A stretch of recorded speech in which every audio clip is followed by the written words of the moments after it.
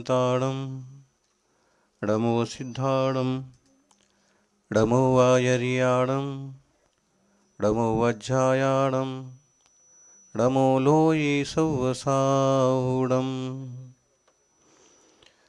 गुरु ब्रह्मा गुरु विष्णु गुरुदेवो महेश्वरा गुरु साक्षात् परब्रह्म तस्मै श्री गुरवे नमः। जयकारा। आदिम तीर्थेश्वर आदि विधाता देवाधिदेव महादेव ऋषभदेव भगवान की। वर्तमान जिन शासन नायक वर्धमान महावीर भगवान की। आचार्य श्री आदि सागर महावीर कीर्ति विमल सागर जी महाराज की। हमारे गुरुवर तपस्वी सम्राट आचार्य श्री सन्मति सागर जी महाराज की।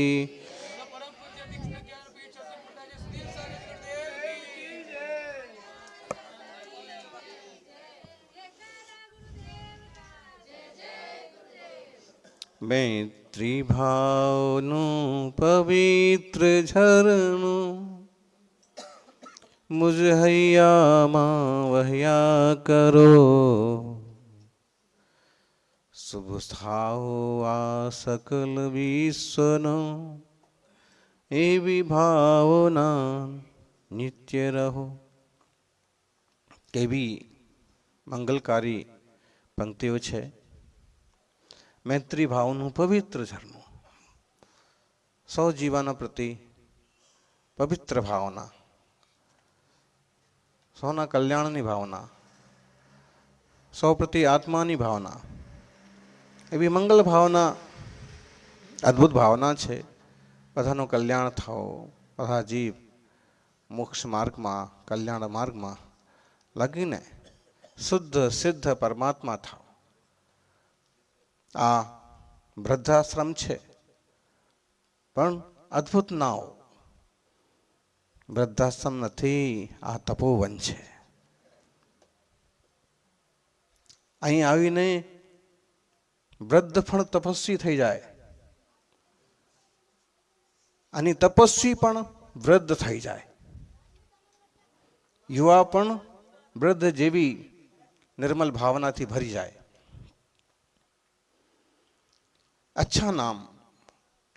उदयपुर में शादी ऋतंबरा जी आई तो हमने उनसे पूछ लिया कि आपने वात्सल्य ग्राम ही नाम क्यों रखा, क्योंकि जैन शास्त्रों में ये शब्द बहुत बार आता है। कृष्ण भक्ति में सूरदास ने इस रस का बहुत प्रयोग किया है। तो उन्होंने कहा कि महाराज जी हमने वहां पर एक विधि एक व्यवस्था बनाई कि बुजुर्ग भी रहेंगे और जो अनाथ बच्चे हैं वो भी रहेंगे। तो बच्चों के लिए माता पिता दादा दादी मिल गए और दादा दादी के लिए पोता पोती मिल गए, इसलिए हमने उसका नाम वात्सल्य ग्राम रखा। निश्चित रूप से मुकेश भाई और उनकी टीम का एक कार्य सराहनीय है।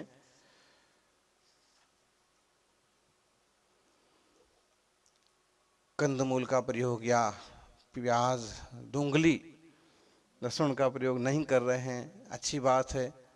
लेकिन एक कोशिश करें कि रात्रि संबंधी भोजन का भी प्रयोग ना हो, क्योंकि एक तो पाचन तंत्र में फिर समस्याएं खड़ी होती हैं। एक समय के बाद जब हम रात्रि में भोजन करके विश्राम पर चले जाते हैं तो पचने के लिए अवसर नहीं मिलता है और गैस बनना, बमन होना, उल्टी होना, चक्कर आना जैसी चीज़ें होती हैं। लेकिन जो लोग इन चीज़ों रात्रि भोजन के त्याग का थोड़े दिन अभ्यास करके देखें तो जमेगा, तो उसको रूटीन में ला सकते। रात्रि भोजन से संबंध मतलब ही समझ लें अपन कि शास्त्रीय व्यवस्था तो ये है कि सूर्य अस्त हो उसके पहले ही हम भी फ्री हो जाएं भोजन करके।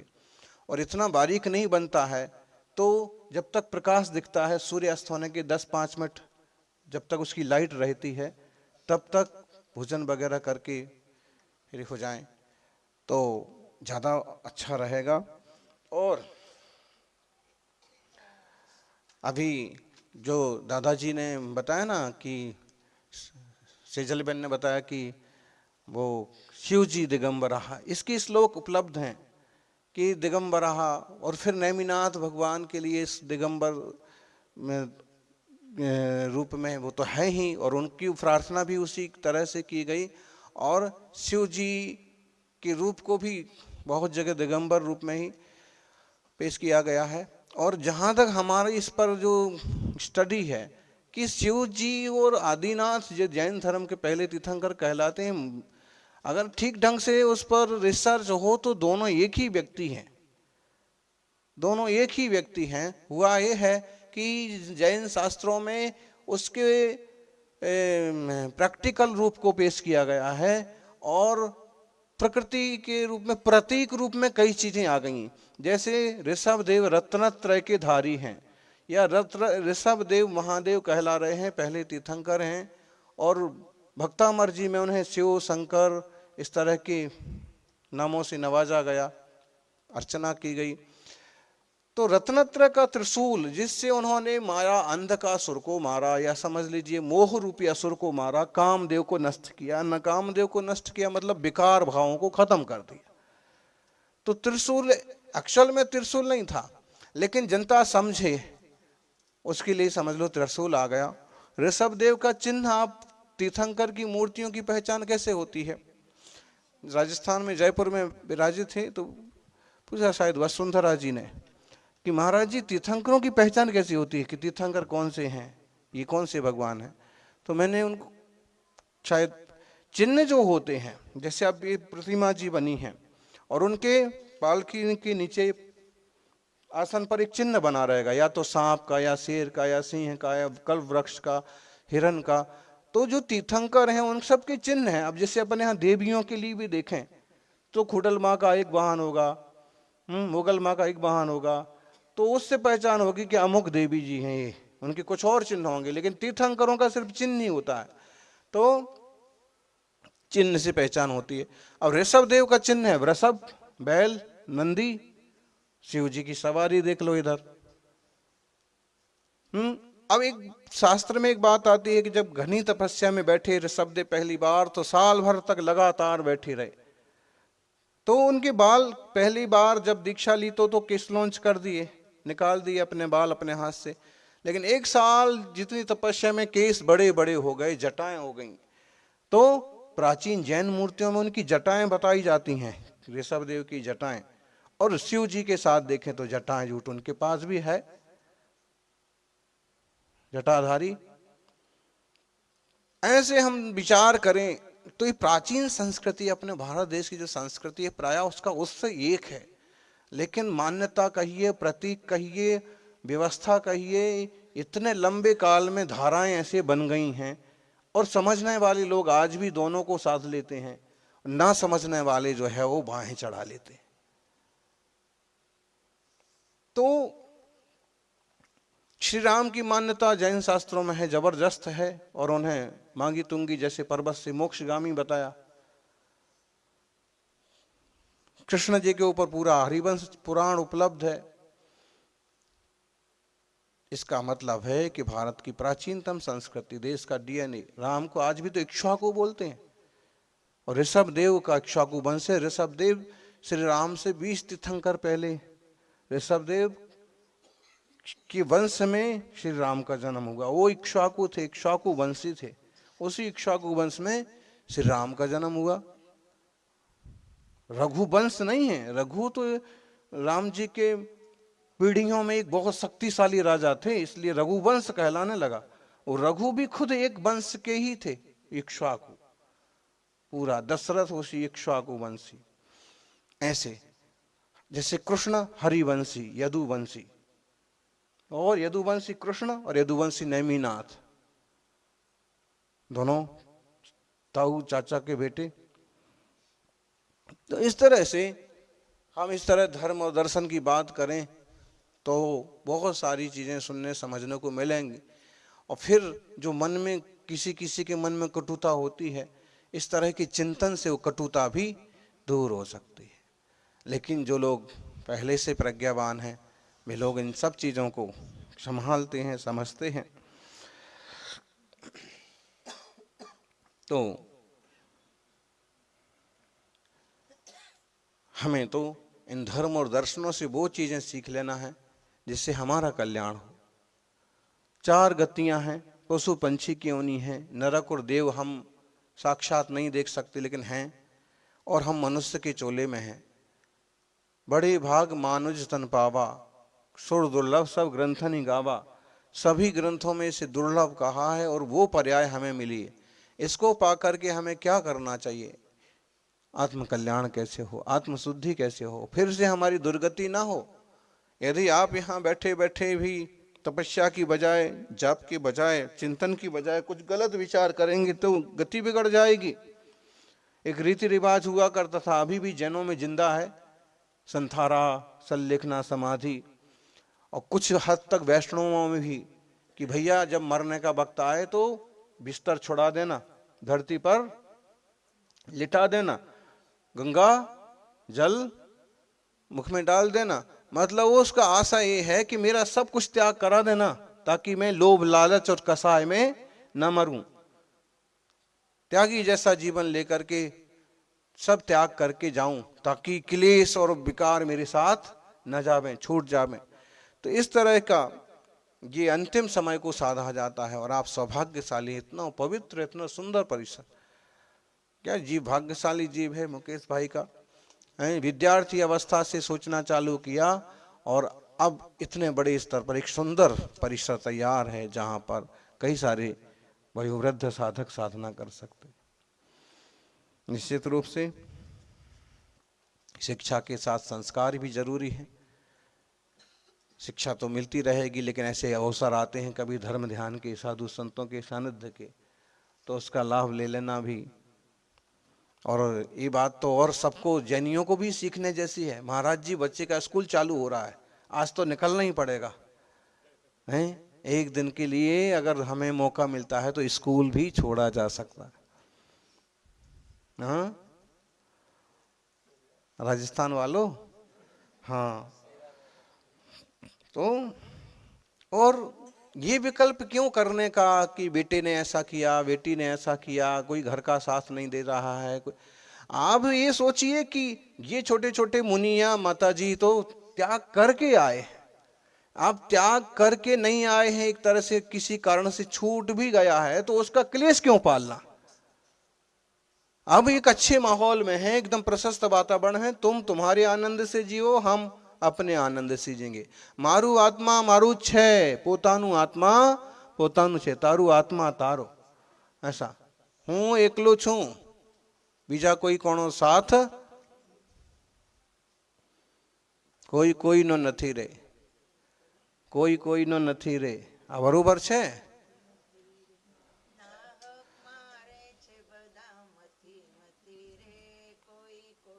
नाहक मरे बधा मथी मथी रे, कोई कोई नो।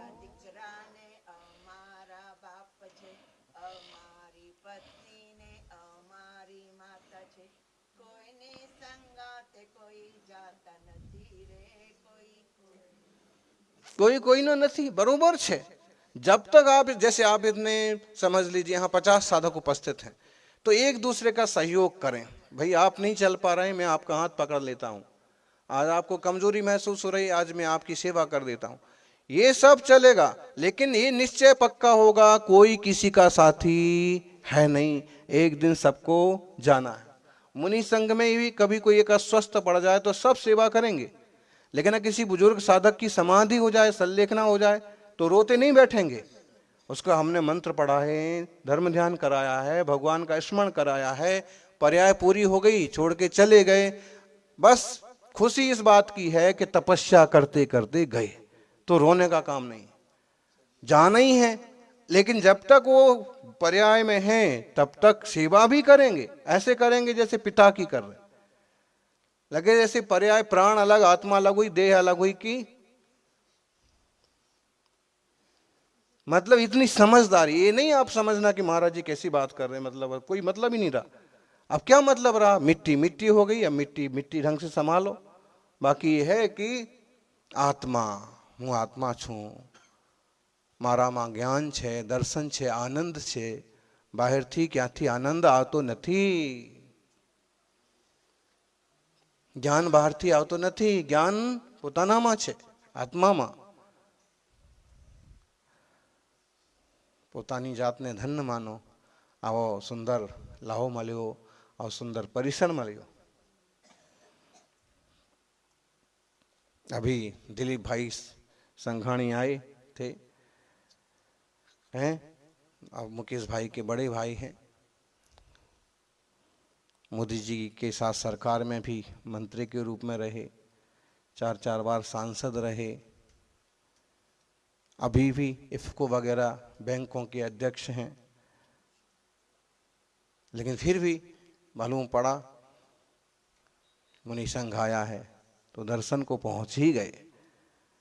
भले बिजी होने से तुरंत थोड़ी देर में निकलना पड़ा, लेकिन और दूसरी बात खास ज़्यादा बोलने का अवसर नहीं मिल पाया, लेकिन 2-3 बातें की मैंने भी बोले। 12 साल तक चौविहार किया है, 12 साल अपनी जिंदगी में एक समय ऐसा लिया कि मैंने रात्रि में भोजन नहीं। होगा कि छल कपट करके उठा पटक करके लोग बड़े बनते हैं, लेकिन कहीं ना कहीं कोई पुण्य होता है, कोई महात्माओं का आशीर्वाद होता है तो बड़े बनते हैं।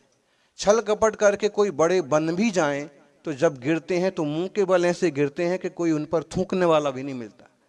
लेकिन जो सच्चे ढंग से तरीके से आगे बढ़ते हैं और एक जिनका वेश होता है, वो कितनी ऊंचाई पर जाएं, कभी उनको गिरने का मौका नहीं मिलता। और समय के हिसाब से अगर उनकी पद वगैरह ना भी रहें तो उनकी इज्जत वही रहती है, उनमें स्फूर्ति, उनमें आनंद वही रहता है। उन्हें इस बात की खुशी रहती है कि मैंने किसी को मारा नहीं, काटा नहीं, किसी का नुकसान नहीं किया है, मैंने अपने जीवन में सब अच्छे से शांति से किया, इसका बड़ा सुकून होता है। इसलिए निश्चित वो भी अपना जन सेवा कर रहे। पहले जब ये सरकार में मंत्री बने थे और ये नाम हमको पढ़ने में आए तो पहली दफा हम यही समझे कि विजय भाई रूपाणी की तरह ये भी जैनी भाई होंगे। तो आज एक बात मालूम पड़ी कि वो वैष्णव परिवार से हैं, लेकिन संस्कार, पूरी परंपरा को लेके, संस्कृति को लेके चलने वाले आज इतने, मतलब वो हमें जो डाउट हुआ था उससे ये तो फाइनल हुआ कि आचार विचार, ये दोनों संस्कृतियां बहुत प्राचीन हैं, एक साथ देश में चलती हैं, इनमें कोई भेदभाव नहीं है, एक दूसरे का सम्मान होता है। तो आज ही मालूम पड़ा कि इतने दिन उन्होंने भी इस तरह की साधना की, आप लोग भी कर रहे हैं, जरूर आपका मंगल होगा। अकेलेपन का रोना मत रो। देखो लाइट वही है, बिजली वही है, यही बिजली जब इसमें लगी तो इसमें ऊर्जा पैदा हो रही है, गर्मी पैदा हो रही है, गर्म हो रहा है। और यही बिजली का तार जब इसमें लगता है, एसी में लगता है, तो ठंडक पैदा करता है। ऐसे ही आपकी आत्मा, आपका ज्ञान, वो भी एक तरह की एनर्जी है। आपका ज्ञान, आपका उपयोग, आपकी समझ जब विकल्पों में, क्रोध में लगती है तो आग पैदा होती है, आप शांत नहीं बैठ सकते, आबू करूं, ऐसा करूंगा, वैसा करूंगा और मार डालूंगा वगैरह वगैरह। लेकिन जब वही ज्ञान की धारा आपकी अंतर्मुख होती है तो आनंद स्वरूपो हम, किसी को कष्ट नहीं देना है, किसी को दुख नहीं देना है। बिजली एनर्जी वही है, आत्मा वही है। जब दिशा नेगेटिव होती है तो कसाय, गुस्सा, वासना पैदा होती है। जब दिशा सकारात्मक, पॉजिटिव होती है तो आनंद, सुख पैदा होता है। साधु संतों को देखो कैसे शांति से, शालीनता से जीवन यापन करते हैं, आनंद से जीते हैं। जिंदगी समझ में आए तो अकेले में मिला, जिंदगी आत्मा समझ में आए तो अकेले में मिला, और ना समझ में आए तो मेले में भी अकेला। आपको बहुत सारे लोग ऐसे मिलेंगे कि 10 पोते पोतियां हैं, 4 बेटे बेटियां हैं, लेकिन घर में उपेक्षित की तरह अकेले अकेले, ऐसा भी होता है। और कुछ ऐसे भी मिलेंगे कोई नहीं है, लेकिन जहां बैठे हो वहीं पर खुशबू पैदा हो रही है, वहीं पर आनंद के फूल बरस रहे हैं, वहीं पर लोग इकट्ठे हो जाते हैं। जब कृष्ण जी बंसी बजाते हैं तो इंसान तो छोड़ो, पशु पंछी भी दौड़े चले आते। कुछ तो है, मतलब वो हमारे भीतर संगीत है, हमारे भीतर वो खुशी है कि हम और दूसरों को भी बांट सकते। आप वो शाल मत गिनिए, आदमी सालों से बूढ़ा नहीं होता है। आदमी जब दिन हिम्मत हार जाता है उस दिन बूढ़ा होता है। 100 के हो जाएं फिर भी आप एक्टिव रहें, परस्पर सहयोग करते रहें, अपने काम करते रहें, कौन मना करता है।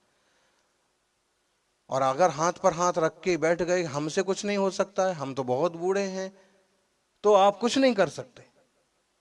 और जिस दिन से आपने खाट पकड़ी, वृद्धाश्रम में बहुत बार जाना होता है, एक बात हम उनको बोलते हैं कि हमेशा के लिए इनके बेड बिछा के तैयार मत रखो, हमेशा के लिए बेड नहीं बिछे रहना चाहिए। और अगर बेड बिछा भी रहे तो उसके बिस्तर 1-2 घंटे के लिए तो फोल्ड होना ही चाहिए। बिस्तर फोल्ड ना हो तो कम से कम वो जगह तो 5-7 घंटे के लिए छोड़ देना चाहिए, ताकि मरीज की तरह जब देखो बेड, जब देखो बिस्तर, तो मरीज ही बन गए फिर तो। और अगर चलते फिरते रहेंगे, एक्टिव रहेंगे, देखो अभी ये मुनिराज 80+ और अभी सबसे आगे दौड़ते हैं। तो ऐसे अनेक साधक हैं कि 80+, 85+ हैं, लेकिन 120 किलोमीटर चलते हैं, 25 किलोमीटर चलते हैं, खड़े खड़े ध्यान करते हैं। तुम अपने को एनर्जेबल बना के चलेंगे, नॉन स्टेबल स्टॉपेबल लाइफ, बस चलते रहो, बढ़ते रहो। काबिलियत खुद में हो तो दुनिया कदर करती है। काबिलियत खुद में हो तो दुनिया कदर करती है। किसी के दाएं बाएं खड़े होने से इज्जत नहीं बनती, थोड़ी देर के लिए हो जाएगा। खुद में काबिलियत हो तो निश्चित रूप से यहाँ के कार्यकर्ता आप सभी इस काबिल हैं कि इतना साम्राज्य खड़ा किया है। और इस पर और चिंतन हो, क्या हम अनाथ बच्चों को कुछ किसी तरीके से इसमें एडजस्ट कर सकते हैं, ताकि बच्चों के साथ बुजुर्गों का भी टाइम एक्सचेंज होगा और मन लगेगा, तो ऐसा कुछ हो सकता है। और जिंदगी में एक्सेप्ट कर लेना, एडजस्ट कर लेना और अवॉइड कर देना, कुछ चीज़ें ऐसी हैं, एक्सेप्ट कर लो।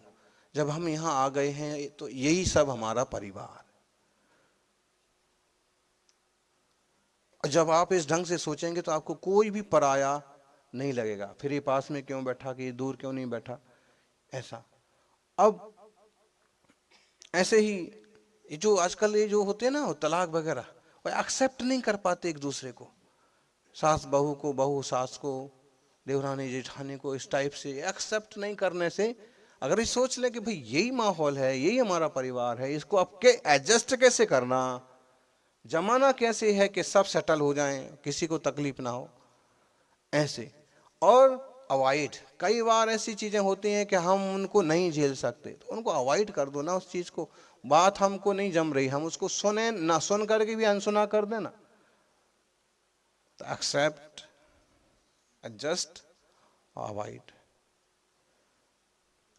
अगर ये 3 चीजें आ गई ना तो आप कहीं भी रहेंगे, आनंद से रह लेंगे, खुशी से रह लेंगे। हम लोग गिरनार की तरफ बढ़ रहे हैं, भावना है दर्शन हो।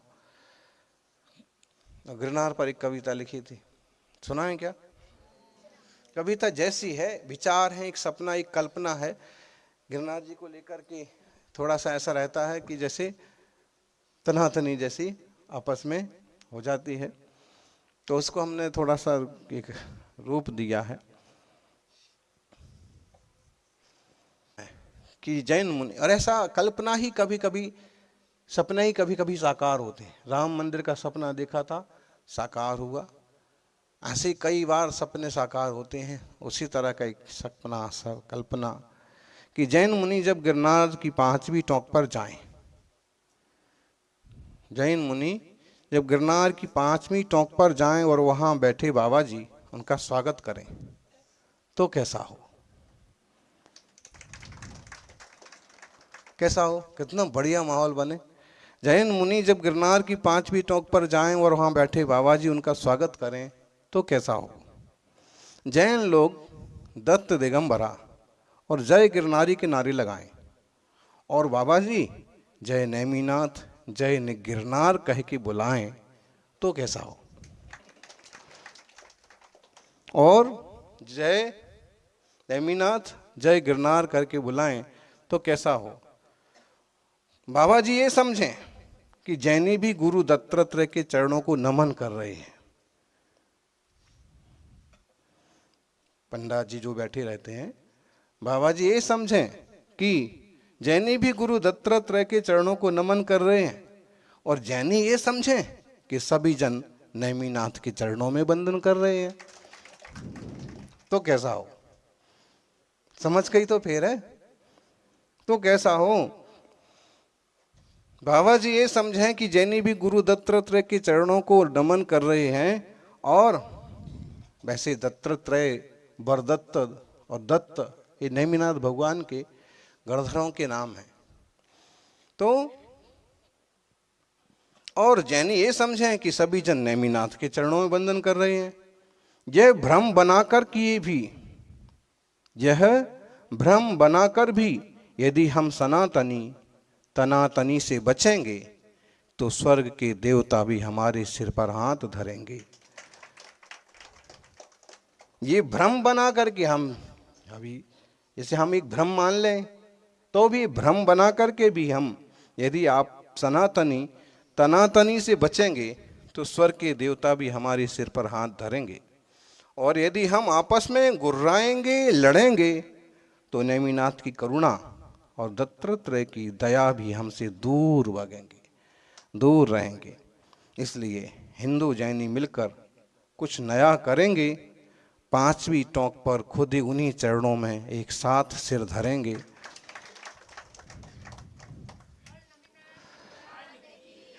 जब हम एक घाट पर नहा सकते हैं, एक भोजनालय में बैठ करके खा सकते हैं, एक धर्मशाला में रह सकते हैं, आपस में राम राम जय जिनेंद्र कह सकते हैं, तो गिरनार में भी एक साथ रह सकते हैं।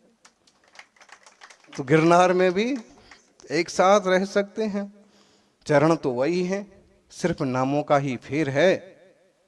चरण तो वही है, हजारों साल पुराने, सिर्फ नामों का ही फेर है। तो गिरनार में एक साथ बंधन करने में किस बात की देर है। तो गिरनार में एक साथ बंधन करने में किस बात की देर है, किस बात की देर है। इस तरह से हम सोचते हैं, और हम तो यहाँ तक सोचते हैं कि समझ लो महेश गिरी जी हैं या फिर जो भी अगुआ कार्यकर्ता हैं, वो सामने से होकर कहें ना कि इस बार निर्वाण उत्सव कब आ रहा है, सब लोग पधारो, आप इस बार निर्वाण लाडू हम भी मिल करके चढ़ाएंगे। साल में एक बार ही तो करना है, और मिलजुल के करना तो कितना बढ़िया सकारात्मक माहौल बने। अभी जैसे शिकायत आती है कि वहाँ श्रावक दर्शन कर रहे थे तो बाबा जी ने कहा नहीं कर सकते, या फिर जल्दी चलो जल्दी, क्योंकि वहाँ से जल्दी चलने में ही फायदा है, क्योंकि भीड़ ज़्यादा होती है और जगह कम है। तब भी जब अपनापन होता है और अपन कहते हैं बैठ जा, तो भी अच्छा लगता है, और जब अपनापन जैसा नहीं होता है और फिर कहेंगे बैठ जाओ, तो भी लगता है कि मेरे को बिठाते। तो अपनत्व के साथ में हम सभी देश भर में इस संस्कृति को जीवंत रखें और अपने आत्म कल्याण के पथ पर बढ़ें। हम सब आत्मा की शुद्धि के मार्ग पर चल रहे हैं, वो हम सबको उपलब्ध हो। जिस मार्ग से तीर्थंकर गए हैं, श्री राम गए हैं, उस मार्ग से हम भी चलें।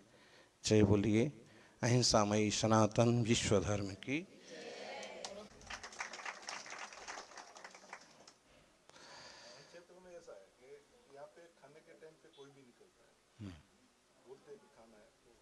हाँ वाह, चाय के टाइम पे निकले तो चाय, और ऐसे अंदर कभी भी कोई आए चाय पानी पिला दे, लेकिन खाने का टाइम पे कोई भी आएगा तो उन क्षेत्र ऐसा छोटा हो गया, लेकिन ऐसा नहीं, कोई भी आएगा तो खाना खिलाएगा। छोटा है लेकिन छोटा ही बड़ा होता है धीरे धीरे। तो समयम जन्मरे तथरे के